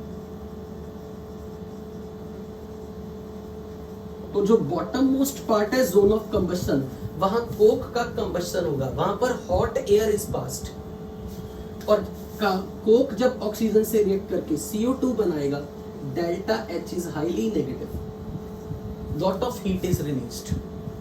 यहां से बहुत सारी हीट रिलीज होती है बॉटम में। आपने ऊपर से तो गिरा दिया, और अपने गिराते जाना है, लगातार गिराई जा रहे हो, तो कोक गिरे जा रहे हैं नीचे। तो यहां पर इस रीजन में एयर के कांटेक्ट में आता है और यहां हमने फर्नेस में भट्टी लगा के आग लगाई हुई है, तो कोक की बर्निंग स्टार्ट कर देगी। और क्योंकि ये प्रोसेस एक्सोथर्मिक है, तो जो हीट रिलीज होगी वो फर्दर टेम्परेचर बढ़ा रही है। पर कुछ दिन पहले मैंने आपको ये बताया था कि CO2 कोक से रिएक्ट करती है, कम प्रोपोर्शनेशन रिएक्शन के नाम से।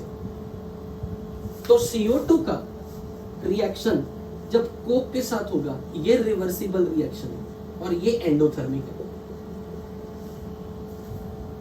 तो इस स्टेप में जो हीट रिलीज हो रही है, उस हीट का कुछ हिस्सा इस रिएक्शन को करवाने में यूज होता है। क्या याद है ये कभी किया था कुछ दिन पहले, जब जिंक की एक्सट्रैक्शन आई थी, जब कहा था कि कार्बन +4 में, ये 0 में और ये +2 में है, इसकी रिडक्शन हो रही है और इसकी ऑक्सीडेशन हो रही है। तो मैंने कहा था रिवर्स डायरेक्शन में कार्बन मोनोऑक्साइड की रिडक्शन और कार्बन मोनोऑक्साइड की ऑक्सीडेशन बैकवर्ड में हो रही है, वो डिसप्रोपोर्शनेशन है, तो फॉरवर्ड में कम प्रोपोर्शनेशन है।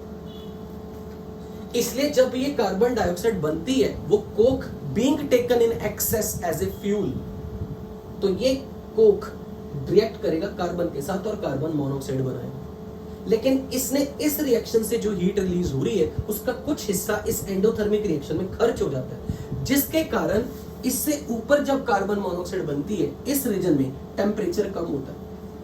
अगर टेम्परेचर घटा है तो वो इसलिए क्योंकि जो हीट रिलीज हो रही थी, उसका कुछ हिस्सा इस रिएक्शन को करवाने में खर्च हुआ। तो carbon monoxide is formed over here. और यहां तक आते आते जो भी आयरन आपको मिलेगा वो मोल्टन फॉर्म में मिलता है। इसे कहते हैं कि zone of fusion. Let me check, this is called zone of fusion. बिल्कुल, इस रीजन में फाइनली जब आपको आयरन मिलेगा वो मोल्टन फॉर्म में मिलता है, क्योंकि आयरन का temperature. So second is zone of fusion. जहां टेम्परेचर 1500 केल्विन से 1800 केल्विन, और यहां पर बनने वाला CO2 कोक से रिएक्ट करेगा, एंडोथर्मिक रिएक्शन है. So a part of the heat released in process 1, which is process 1, this is process 1, is used to react coke with CO2 and temperature gets down. पर इसका नाम fusion क्यों है? क्योंकि यहां पर फाइनली आयरन ने आके बनना है इस रीजन में. यूजुअली अगर मैं आयरन का मेल्टिंग पॉइंट की बात करूं, usual melting point of iron is लगभग 1700 से 1800 केल्विन. पर जब हमें आयरन यहां मिलता है ना, वो उसके अंदर कुछ इंप्योरिटी होती है, उसका मेल्टिंग पॉइंट घट जाता है. मेल्टिंग पॉइंट घट के आपका आयरन का मेल्टिंग पॉइंट रह जाता है 1300 केल्विन. तो यहां से जैसे आयरन इस रीजन से पास करके इस रीजन में एंटर करता है, यहां से जैसे आयरन हमें इस स्ट्रक्चर में इस रीजन में मिलेगा, तो वो आयरन जो है मोल्टन फॉर्म में मिलता है. वो मिलता कैसे है? क्योंकि आपका इस रीजन में coke will act as a very good reducing agent. क्योंकि कोक रिक्वायर्स हाई टेम्परेचर और low temperature. Coke requires high temperature. अच्छा छोड़ो इसको 2 मिनट के लिए रखो.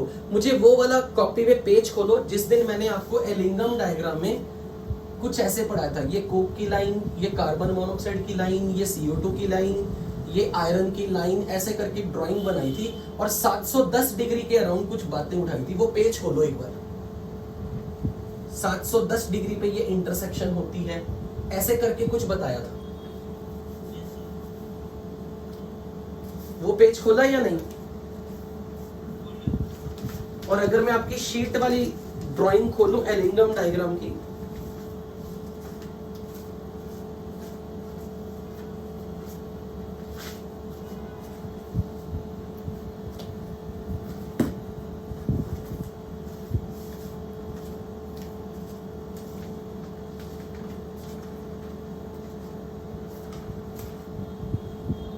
एलिंगम डायग्राम से आपको रियली बहुत feel I.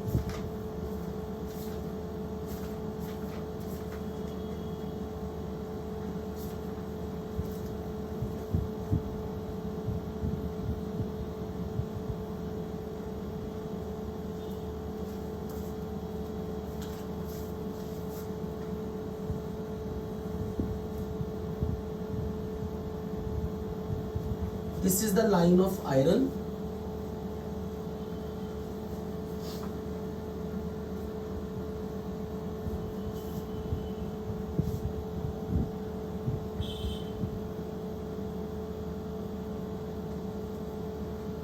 This is the line of carbon monoxide. This is delta G naught. This is temperature. ये लाइन है कोक वाली.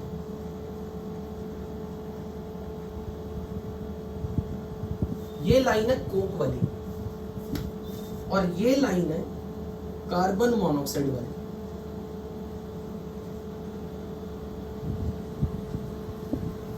और ये लाइन है आयरन वाली.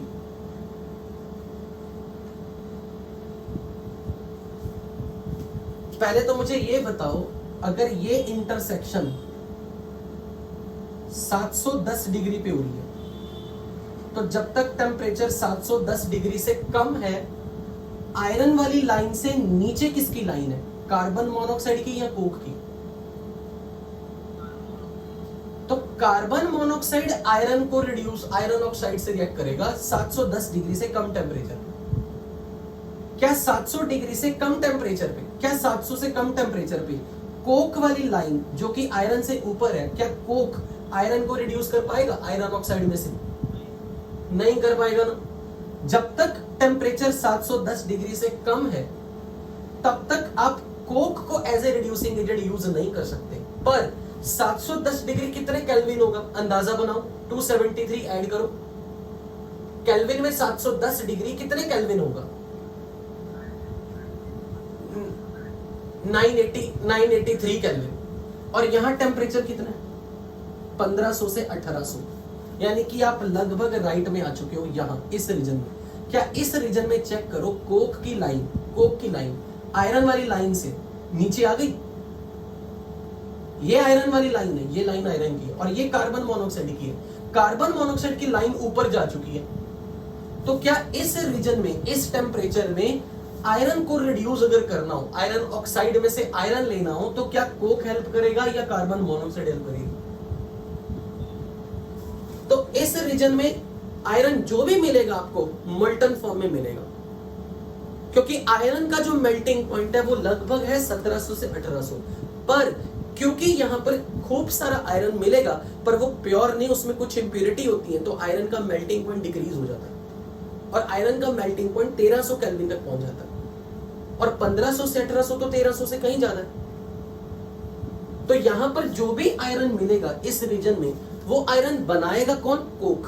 क्योंकि coke act as a reducing agent for FeO at high temperature. क्या ये पॉइंट सबको समझ लगा? क्योंकि यही मेन पॉइंट है समझने वाला। जोन ऑफ फ्यूजन में ये वर्ड फ्यूजन क्यों आ रहा है? क्योंकि यहां जो भी आयरन आपको मिलता है वो आयरन मोल्टन फॉर्म में मिलता है, पर वो आयरन अचीव कैसे करवाया गया? FeO का रिएक्शन अगर कोक के साथ हो तो आयरन मिलेगा। अगर Fe2O3 के साथ कोक का रिएक्शन हुआ तो आयरन मिलेगा। अगर आपके पास Fe3O4 हुआ कोक के साथ तो आयरन मिलेगा। पर जो भी कोक के साथ रिडक्शन हो रही है वो इसी रीजन में हो रही है, क्योंकि coke efficiently work as a good reducing agent in this region. और लेकिन जो ये आयरन बन रहा है इसका मेल्टिंग पॉइंट 1300 केल्विन तक जा चुका है, क्योंकि आयरन यहां पर जो मिलेगा उसमें इंप्योरिटी है। इम्प्योर आयरन का मेल्टिंग पॉइंट 1700 से 1800 से घट के 1300 केल्विन तक बन जाता है, और इस रीजन में टेम्परेचर 1300 केल्विन से ज्यादा है। तो जो आयरन आपको मिलेगा ये मोल्टन फॉर्म में मिलेगा, लिक्विड फॉर्म में। क्या ये बात आपको समझ लगी है? बोलो। मैं ये स्टोरी यहां लिखवा रहा हूं ऊपर, जोन ऑफ फ्यूजन में। In the zone of fusion coke act as good reducing agent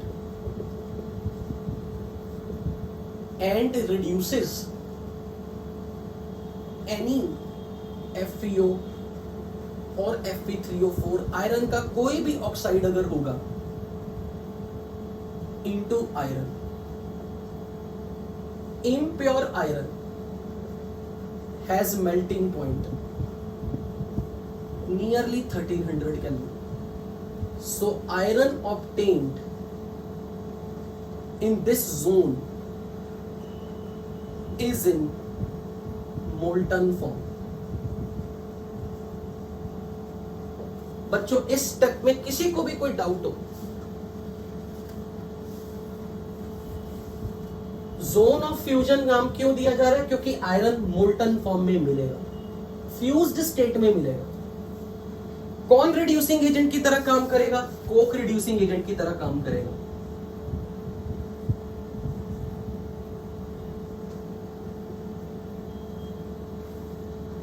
अगर आयरन का कोई भी ऑक्साइड आप लोगे, कोक उसे रिड्यूस कर देगा। तो इस रीजन में हमें आयरन मिलेगा मोल्टन फॉर्म में।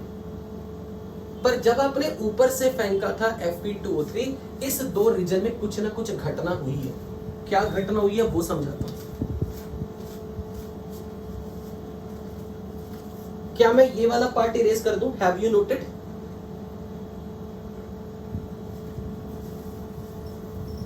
हाँ राज,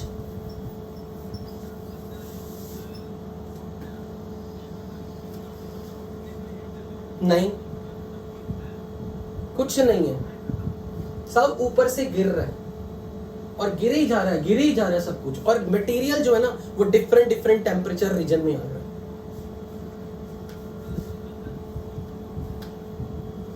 सब कुछ हो जा रहा है। इतना तो हाई टेम्परेचर रखा हुआ, हाइट ही बहुत ज्यादा है। बहुत ज्यादा चेक करना गूगल पे कभी भी ब्लास्ट फर्नेस की हाइट। अब अगर मैं यहां बात करूं इस रीजन की अगर मैं बात करूं, इस रीजन में क्या काम करवाया जा रहा है? In the region where temperature is between 1200 to 1300 Kelvin is called zone of slag formation.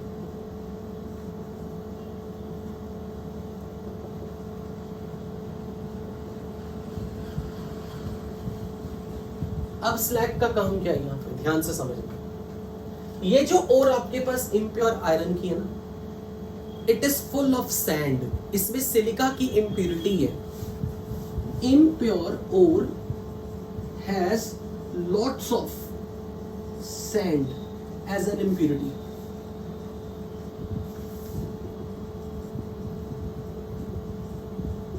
तो सिलिका इज चीफ इम्प्योरिटी।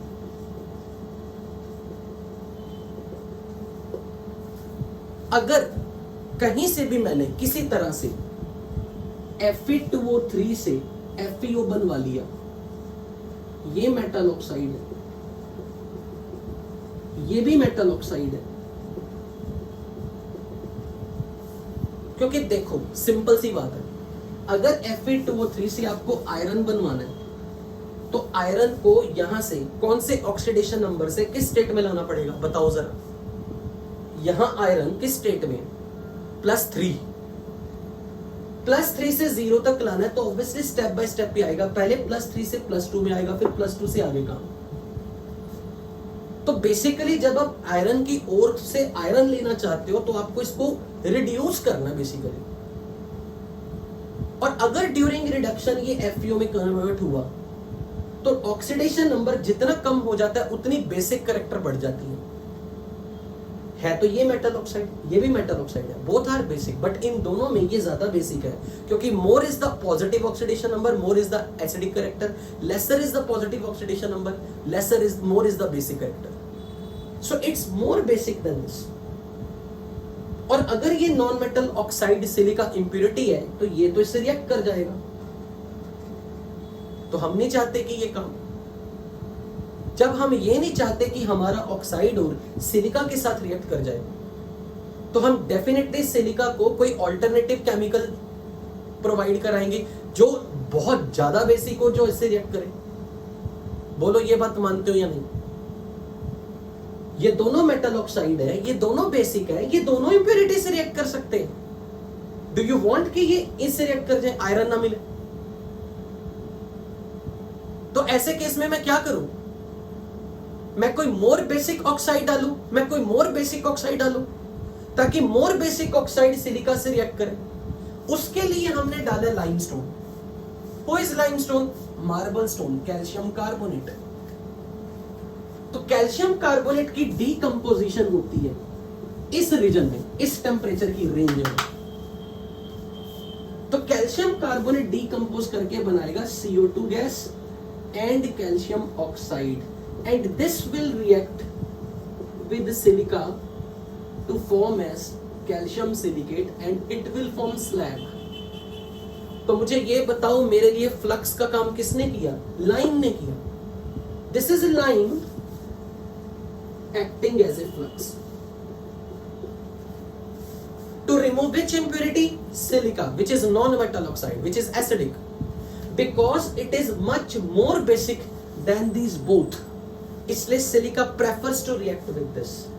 हालांकि ऐसा हो नहीं सकता कि आपके साथ FeO का सिलिका से रिएक्शन आप रोक सको, नहीं रोक सकते। कुछ ना कुछ तो होगा, कुछ ना कुछ पार्ट तो FeO का पार्ट SiO2 से रिएक्ट करेगा, इसका भी कुछ पार्ट कर सकता है रिएक्ट। बट हम इस चीज को मिनिमाइज करना चाहते हैं तो एक्सेस में लाइम डाला जाता है। अगर कोई पूछे कि लाइमस्टोन क्यों डाला, तो आपके पास अब जवाब होना चाहिए कि लाइमस्टोन डीकंपोज करके जो लाइम बनाएगा वो लाइम इन दोनों ऑक्साइड से ज्यादा बेसिक है, इसलिए silica will efficiently preferably react with lime to form slag. तो ये बन गया zone of slag formation, zone of slag formation इस रीजन में। अब इससे ऊपर वाले रीजन में जैसे ही आपने कोक डाला, ध्यान से समझना मेरी बात, नीचे वाले रीजन में आपने ये देखा था अभी जोन ऑफ कंबस्टन में CO2 बनी थी, और जब ये जोन ऑफ फ्यूजन, इसमें कौन सी गैस बन रही थी, चेक करो, जोन ऑफ फ्यूजन में यहां कौन सी गैस बन रही थी, कार्बन मोनोऑक्साइड। तो कार्बन मोनोऑक्साइड ऊपर उठ रही है। जैसे कार्बन मोनोऑक्साइड ऊपर उठते उठते 710 डिग्री से कम टेम्परेचर वाले रेंज में आ गई, अब ये आ गई इस रीजन में। अब carbon monoxide will start behaving like reducing agent, क्योंकि कार्बन मोनोऑक्साइड वाली लाइन ये थी और ये आयरन वाली लाइन है। तो कार्बन मोनोऑक्साइड जो नीचे बनी थी अब वो ऊपर उठ रही है। उठती उठती जब वो इस रीजन में जाती है तो जैसे ही वो Fe2O3 के कांटेक्ट में आएगी उसे रिड्यूस करेगी। इसलिए इस रीजन का नाम है zone of reduction. Zone of reduction. So in this region,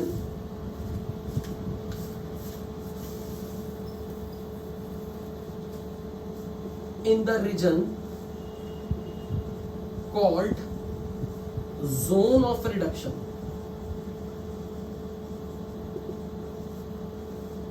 जहां टेम्परेचर 500 से लगभग 800 केल्विन तक रहता है,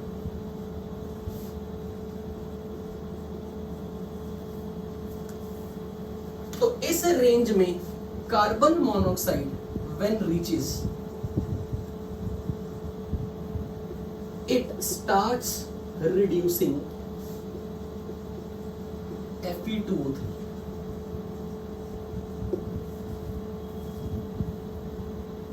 क्या मैं यहां लिख दूं? क्या ये वाला पार्ट आपने लिख लिया बच्चों?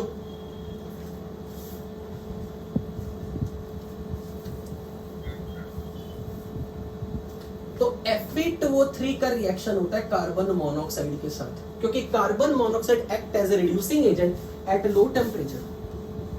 Carbon monoxide act as reducing agent at low temperature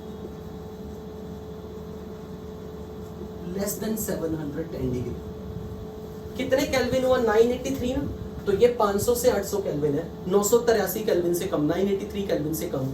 यहां से जो नीचे से जो कार्बन मोनोऑक्साइड यहां बनी, ये जब ऊपर उठेगी तो इस रीजन में जाके जब आप ऊपर से Fe2O3 गिरा रहे हो, इसे रिड्यूस करेगी, FeO में लाती है। आयरन कौन सी स्टेट से किस स्टेट में है चेक करो, प्लस ऑक्सीडेशन नंबर चेक करो, +2 में CO2 गैस बनी। अगर Fe2O3 का थोड़ा सा पार्ट भी FeO में कन्वर्ट हुआ, ये मिक्स होके बना देंगे Fe3O4, क्योंकि इन दोनों की मिक्सिंग से Fe3O4 बनेगा। उसे भी कार्बन मोनोऑक्साइड रिड्यूस कर देगी, FeO में ले आएगी, और फिर फाइनली FeO आयरन में कन्वर्ट हो जाएगी। पर मुझे एक सोच की चीज बताना, मैंने आपको थोड़ी देर पहले बताया कि आयरन का मेल्टिंग पॉइंट कितने से घट के कितना हो जाता है। प्योर आयरन का मेल्टिंग पॉइंट 1800 से घट के 1300 केल्विन तक आ गया। पर इस रीजन में चेक करो, क्या टेम्परेचर 1300 केल्विन है इस रीजन में जहां आयरन बन रहा है? तो आपको आयरन क्या मोल्टन फॉर्म में मिलेगा? यहां नहीं मिलेगा। तो इस रीजन में जो आयरन आपको मिलता है ये सॉलिड फॉर्म में ही होता है, पर ये स्पंज की तरह सॉफ्ट हो चुका होता है, बिल्कुल ही सॉफ्ट। इसलिए इसको बोलते हैं स्पॉन्जी आयरन।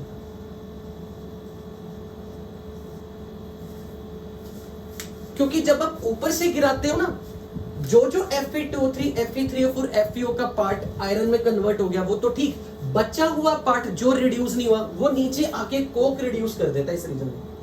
मैंने यहां रिएक्शन लिखी थी ना जोन ऑफ फ्यूजन में, मैंने वहां भी ये 3 रिएक्शन लिखी थी, पर रिड्यूसिंग एजेंट कोक लिखा था। चेक करो इस रीजन में, चेक करो नोट्स में, मैंने इन तीनों की रिएक्शन कोक के साथ करवाई। लुक, तो बेसिकली जब आप ऊपर से फेंक रहे हो ना, और तो जो जितना हिस्सा कार्बन मोनोऑक्साइड से रिड्यूस हो गया अच्छी बात है, जितना हिस्सा रिड्यूस नहीं हुआ वो जब नीचे पहुंचेगा तो यहां पे कोक उसे रिड्यूस कर देगा। तो रिडक्शन की प्रक्रिया तो यहीं से स्टार्ट हो जाती है, पर इस रीजन में कौन रिड्यूसिंग एजेंट का रोल प्ले करता है बताओ? Carbon monoxide. आपको एलिंगम डायग्राम से ये फील आएगी, क्योंकि कार्बन मोनोऑक्साइड की लाइन आयरन से नीचे सिर्फ तब है जब 710 डिग्री से कम टेम्परेचर, और जब हाई टेम्परेचर पे जाओगे तो कोक की लाइन आयरन से नीचे जब होगी जब आप इस रेंज में पहुंच चुके। लेकिन आयरन आपको यहां मोल्टन फॉर्म में मिलेगा, क्योंकि इस रीजन में रिडक्शन जब होगी तो बनने वाले आयरन 1300 केल्विन से हाई टेम्परेचर पे तो वो लिक्विड फॉर्म में गिरेगा। स्लैग तो वैसे बड़ा लो मेल्टिंग लिक्विड है बच्चों, स्लैग तो वैसे लो फ्यूजिबल मटेरियल है, तो ये जो स्लैग बना है this will come in the liquid layer, molten iron यहां पर, मोल्टन आयरन लिक्विड फॉर्म में, और यहां पर स्लैग मोल्टन फॉर्म में। तो आप टैप से स्लैग निकलवा लो, आयरन निकलवा लो, पर एक चीज देखो, how slag does not allow iron to come in contact with the air, ताकि आयरन ऑक्साइड ना बने। स्लैग ढक देगा लिक्विड आयरन को, बेस पे जाके आपको दो लिक्विड मिलेंगे। स्लैग की डेंसिटी कम है तो स्लैग विल फ्लोट, उससे क्या होगा, स्लैग आयरन को एयर के कांटेक्ट में आने से रोक देगा। बोलो ये सारे स्टेप्स आपको समझ लगे या नहीं?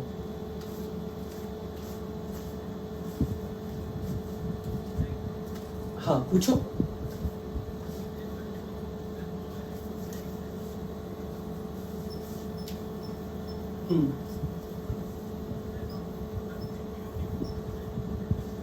ठीक है,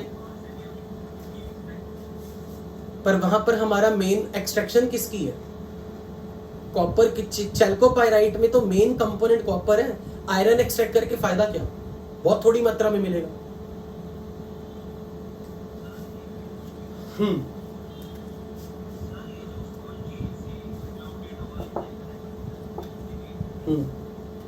हाँ,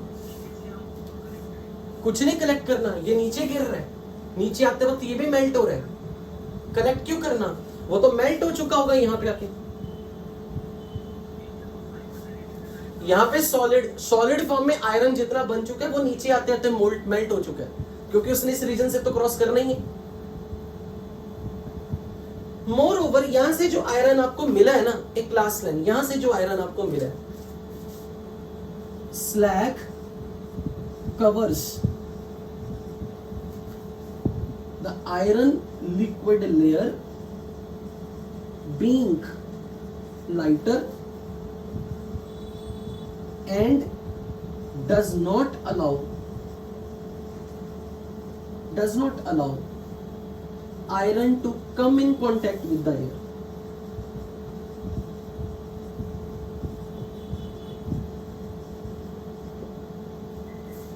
This is the function of slag.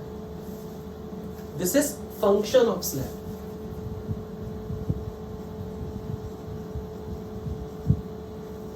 और जो आयरन आपको यहां से मिलता है वो प्योर आयरन नहीं है, iron obtained from the blast furnace is almost 92 to 93% pure. इसका मतलब इसमें इम्प्योरिटी कितनी है? लगभग 5 से 7%, नहीं 7 से 8%, 7 से 8%। इस जो आयरन यहां से मिलेगा that is called pig iron, कच्चा लोहा। पिग आयरन के अंदर किस किस एलिमेंट्स की इंप्योरिटी है, ये इंपॉर्टेंट क्वेश्चन है। Carbon, silicon, sulphur, manganese, phosphorus, they are impurity.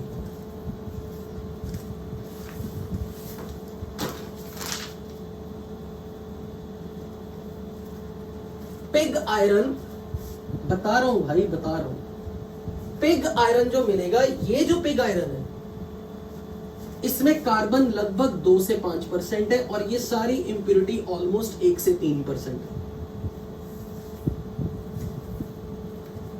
This is very very important question for board exam as well, कि जो आयरन ब्लास्ट फर्नेस से मिलता है क्या वो प्योर होता है? नहीं, वो प्योर नहीं है। उसके अंदर मेन इंप्योरिटी किसकी है? कार्बन की।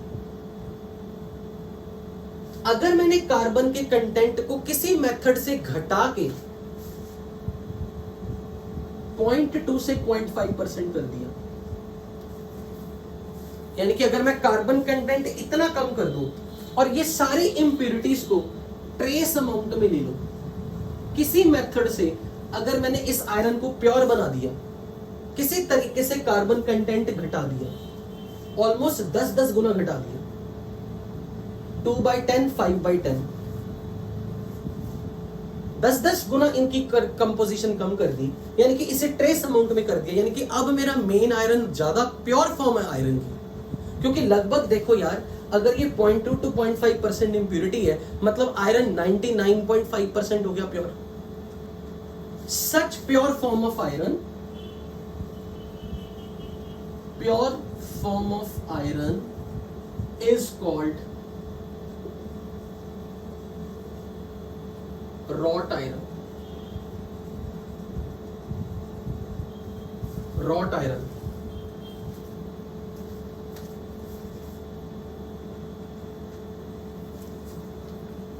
अब जो चीज आपको डेली लाइफ में पता होनी चाहिए, आम जनता को भी, हम किस पर्पस के लिए केमिस्ट्री पढ़ रहे हैं। जितना आयरन के अंदर कार्बन कम होगा ना, उतना आयरन सॉफ्ट होगा। आयरन की हार्डनेस कार्बन के कारण है, इसलिए पिग आयरन इज हार्ड और रॉट आयरन इज सॉफ्ट।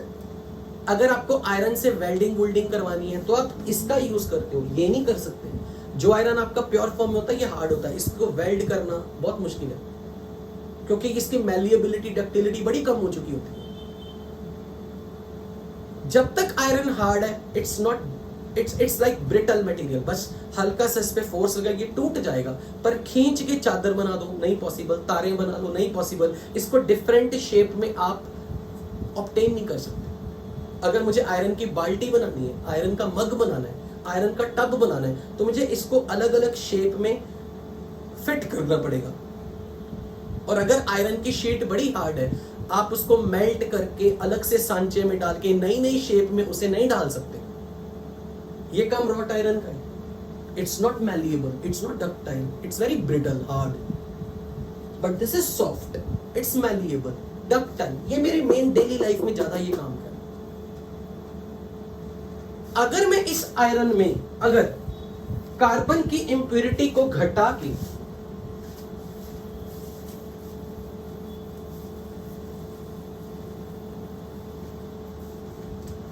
अगर carbon content in the iron, अगर हम इसको 0.1 से 1.5% तक ले लें, इतना मतलब neither very low nor very high, in between, neither very low carbon content, this is carbon content,